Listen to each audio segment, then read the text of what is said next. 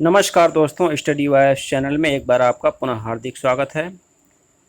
आज हम पीसीएस के हर प्रश्न पत्रों की श्रृंखला के क्रम में वर्ष 2019 के प्री परीक्षा के प्रश्नों की द्वितीय वीडियो लेकर आए हैं। इसके अंतर्गत हम 25 प्रश्नों को देखेंगे। तो आइए शुरू करते हैं प्रश्नों को।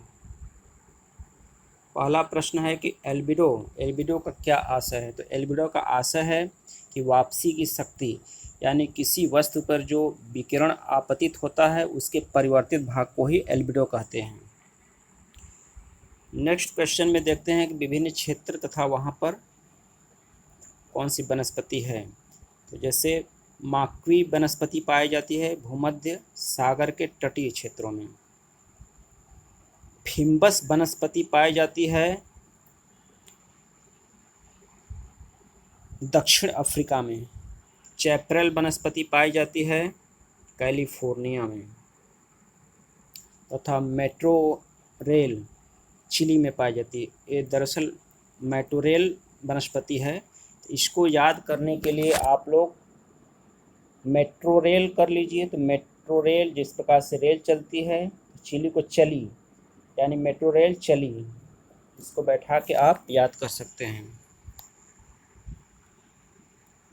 नेक्स्ट क्वेश्चन है, मध्य एशिया के देश हैं और उनकी राजधानियां दी गई थी, उसको सुमेलित करना था। तो ये सुमेलित हैं इस प्रकार। उज्बेकिस्तान की राजधानी ताशकंद है, ताजिकिस्तान की राजधानी दुशांबे है, किर्गिस्तान की राजधानी बिश्केक है तथा तुर्कमेनिस्तान की राजधानी अशखाबाद है।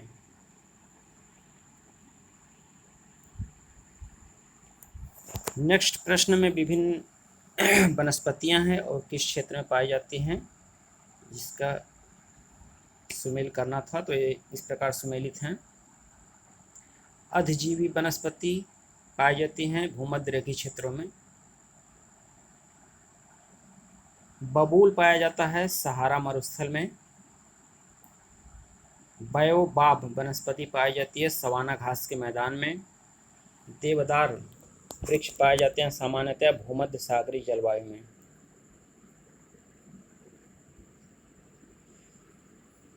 नेक्स्ट प्रश्न है कि स्वेज नहर क्षेत्र में उत्तर से दक्षिण की ओर पड़ने वाली झीलों का क्रम।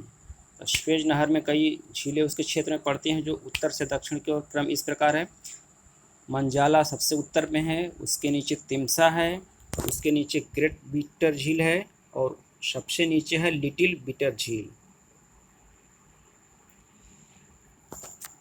नेक्स्ट क्वेश्चन है, कुछ प्रमुख चक्रवात तथा वे किस क्षेत्र में आते हैं, वो उसका सुमेल इस प्रकार है। विलिविलीज ऑस्ट्रेलिया में आता है, टैफू जापान में आता है, बाग्यो फिलीपींस में आता है तथा हरिकेन अमेरिका में आता है।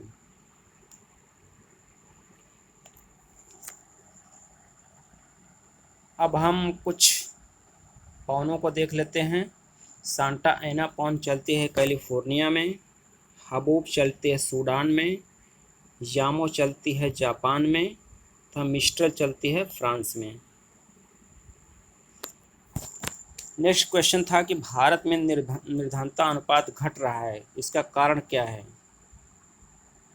ये निर्भरता होगा। तो इसका कारण ये है कि 15 से 59 वर्ष की जनसंख्या भारत में सापेक्षतया अधिक है, इसलिए निर्भरता अनुपात घट रहा है।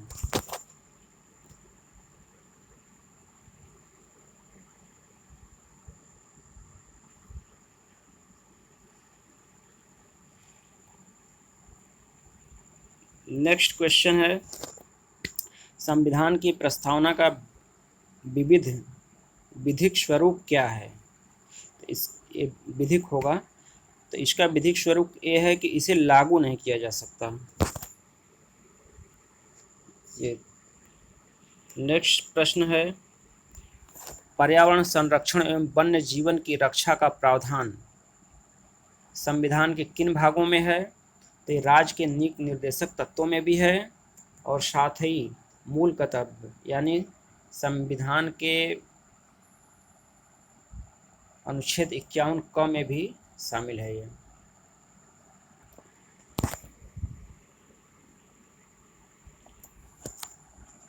नेक्स्ट प्रश्न है कि 42वें संविधान संशोधन द्वारा किस अनुच्छेद के तहत प्रबंधन में श्रमिकों की भागीदारी सुनिश्चित की गई? तो ये सुनिश्चित की गई थी संविधान के अनुच्छेद 43A के तहत। नेक्स्ट प्रश्न है कि अनुच्छेद 30 अल्पसंख्यक वर्ग शब्द को परिभाषित नहीं करता है। साथ ही संविधान केवल भाषाई तथा धार्मिक अल्पसंख्यक वर्ग को मान्यता प्रदान करता है।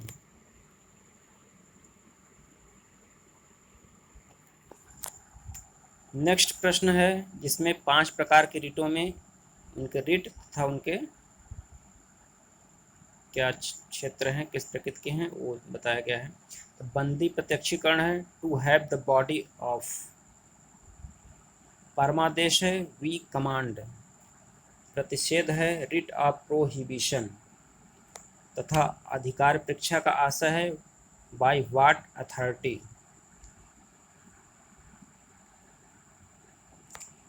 नेक्स्ट प्रश्न है कि किसने कहा था कि भारत एक अर्ध संघात्मक राज्य है? तो ये कहा था केसी व्हियर ने।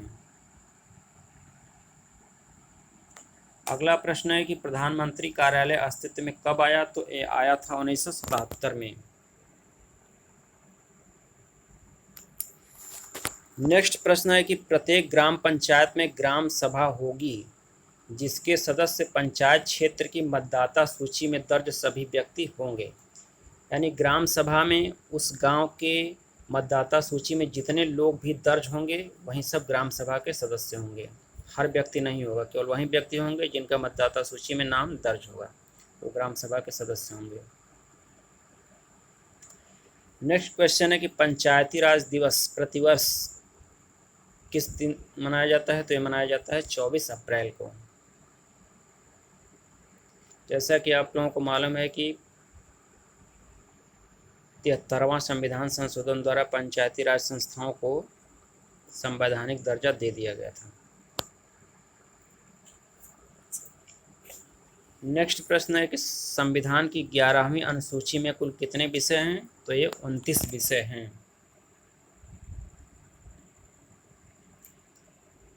नेक्स्ट प्रश्न है कि 6ठी अनुसूची किन किन राज्यों से संबंधित है?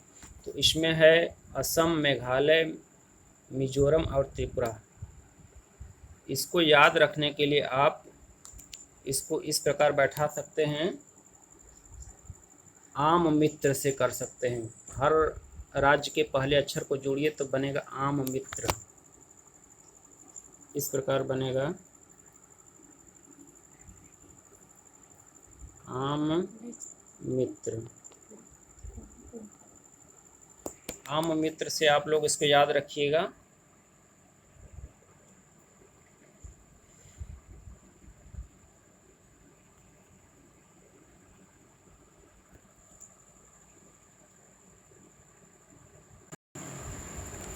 नेक्स्ट प्रश्न है कि बहुआयामी निर्धनता सूचकांक में कौन कौन सम्मिलित है? तो इसके अंतर्गत स्वास्थ्य, शिक्षा तथा जीवन स्तर शामिल है। अगला प्रश्न है कि विश्व की सबसे बड़ी प्रत्यक्ष लाभ अंतरण योजना जिसे Guinness book of world record में शामिल किया गया है वह कौन सी है? तो वह है पहल योजना। पहल योजना एक ऐसी योजना है जिसके अंतर्गत जो खाद्य गैसों पर सब्सिडी दी जाती है वह व्यक्ति के खाते में सीधे आ जाती है, गैस सब्सिडी। इस योजना का शुभारंभ 2014 में शुरू किया गया था। नेक्स्ट है कि वर्ष के अधिकांश हिस्से में बेरोजगार रहने वाले व्यक्तियों की संख्या को क्या कहा जाता है? तो ऐसी स्थिति को कहा जाता है सामान्य स्थिति बेरोजगारी।